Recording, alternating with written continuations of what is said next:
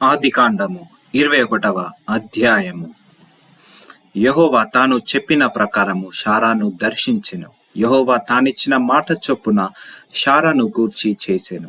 ఎట్లనగా దేవుడు అబ్రహాముతో చెప్పిన నిర్ణయ కాలములో షారా గర్భవతి అయి అతని ముసలితనమందు అతనికి కుమారుణ్ణి కనెను. అప్పుడు అబ్రహాము తనకు పుట్టిన వాడును తనకు షారా కనినవాడు నైన తన కుమారునికి ఇస్సాకు అని పేరు పెట్టెను. మరియు దేవుడు అబ్రహాము కాజ్ఞాపించిన ప్రకారము అతడు 8 దినముల వాడైన ఇస్సాకు అను తన కుమారునికి సున్నతి చేసెను.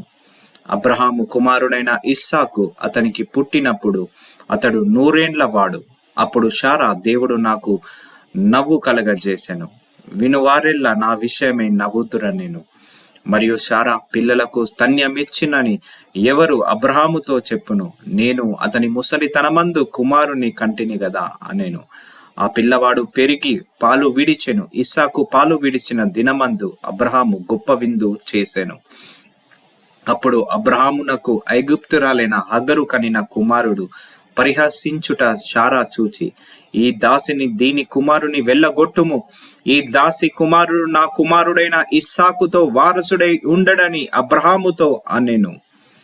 అతని కుమారుని బట్టి ఆ మాట అబ్రహామునకు మిక్కిలి దుఃఖము కలగజేసెను. అయితే దేవుడు, ఈ చిన్నవాణ్ణి బట్టియు నీ దాసిని బట్టియు నీవు దుఃఖపడవద్దు. షారా నీతో చెప్పు ప్రతి విషయములో ఆమె మాట వినుము. ఇస్సాకు వలన అయినది ఏ నీ సంతానమనబడును. అయినను ఈ దాసి కుమారుడును నీ సంతానమే గనుక అతని కూడా ఒక జనముగా చేసేదాన్ని అబ్రహాముతో చెప్పెను. కాబట్టి తెల్లవారినప్పుడు అబ్రహాము లేచి ఆహారమును నీళ్ల తిత్తిని తీసుకొని ఆ పిల్లవానితో కూడా హగరునకు అప్పగించి ఆమె భుజము మీద వాటిని పెట్టి ఆమెను పంపివేసెను. ఆమె వెళ్ళి బెయేర్షెబా అరణ్యములో ఇటు అటు తిరుగుచుండెను. ఆ తిత్తిలోని నీళ్లు అయిపోయిన తరువాత ఆమె ఒక పొద కింద ఆ చిన్నవాణ్ణి పడవేసి, ఈ పిల్లవాని చావు నేను చూడలేనని అనుకుని వింటి వేత దూరము వెళ్ళి అతనికి ఎదురుగా కూర్చుండెను. ఆమె ఎదురుగా కూర్చుండి ఎలుగెత్తి ఏడ్చెను. దేవుడు ఆ చిన్నవాని మొరను వినెను. అప్పుడు దేవుని దూత ఆకాశం నుండి హగరును పిలిచి, హగరు, నీకేమి వచ్చినది?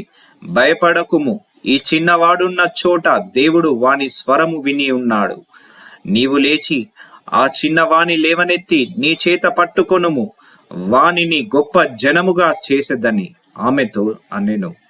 మరియు దేవుడు ఆమె కన్నుల తెరిచినందున ఆమె నీళ్లు ఊట చూచి వెళ్ళి ఆ తిత్తిని నీళ్లతో నింపి చిన్నవానికి త్రాగనిచ్చెను.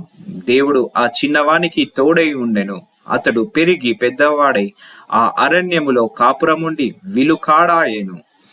అతడు పారాను అరణ్యంలో నున్నప్పుడు అతని తల్లి ఐగుప్త దేశం నుండి ఒక స్త్రీని తెచ్చి అతనికి పెళ్లి చేసెను. ఆ కాలమందు అబీమెలెకును అతని సేనాధిపతి అయిన ఫికోలును అబ్రహాముతో మాటలాడి, నీవు చేయు పని అన్నింటిలోనూ దేవుడు నీకు తోడై ఉన్నాడు గనుక నీవు నన్నైనను నా పుత్ర పాత్రాదులనైనను వంచింపక నేను నీకు చేసిన ఉపకారము చొప్పున నాకును నీవు పరదేశివై ఉన్న ఈ దేశమునకు చేసేదవని దేవుని పేరిట ఇక్కడ నాతో ప్రమాణము చేయుమని చెప్పెను. అందుకు అబ్రహాము ప్రమాణము చేసేదనను. అబీమెలెకు దాసులు బలాత్కారముగా తీసుకొనిన నీళ్ల బావి విషయమై అబ్రహాము అబీమెలెకును ఆక్షేపింపగా, అబీమెలెకు, ఈ పని ఎవరు చేసిరో నేనెరుగను, నీవును నాతో చెప్పలేదు, నేను నేడే గాని ఈ సంగతి వినలేదని చెప్పగా, అబ్రహాము గొర్రెలను గొడ్లను తెప్పించి అబీమెలెకుకిచ్చెను. వారిద్దరూ ఇట్లు ఒక నిబంధన చేసుకొనిరి. తరువాత అబ్రహాము తన గొర్రెల మందలో నుండి 7 పెంటి పిల్లలను వేరుగా నుంచెను గనుక అబీమెలెకు అబ్రహాముతో, నీవు వేరుగా ఉంచిన ఈ 7 గొర్రె పిల్లలు ఎందుకని అడిగెను. అందుకతడు, నేను ఈ బావిని త్రవ్వించినందుకు నా సాక్షార్థముగా ఈ 7 గొర్రె పిల్లలను నీవు నా చేత పుచ్చుకొనవలనని చెప్పెను. అక్కడ వారిద్దరూ అట్లు ప్రమాణము చేసుకొనినందున ఆ చోటు బెయేర్షెబా అనబడెను. బెయేర్షెబాలో వారు అలాగూ ఒక నిబంధన చేసుకొనిన తరువాత అబిమెలెకు లేచి తన సేనాధిపతి అయిన ఫికోలుతో ఫిలిస్తీయుల దేశమునకు తిరిగి వెళ్ళెను. అబ్రహాము బెయేర్షెబాలో ఒక పిచుల వృక్షము నాటి అక్కడ నిత్య దేవుడైన యెహోవా పేరిట ప్రార్థన చేసెను.